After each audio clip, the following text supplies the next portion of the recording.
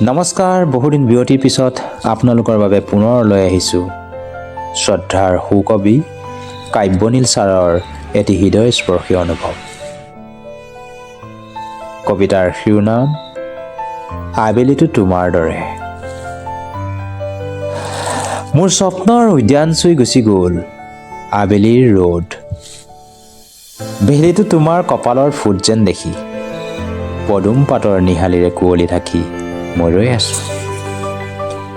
কুঁৱলীৰ স্পৰ্শত মুখ ফুলবোৰেও মোৰ দৰে ৰৈ আছে প্ৰেমৰ শৃংগাৰ বিচাৰি।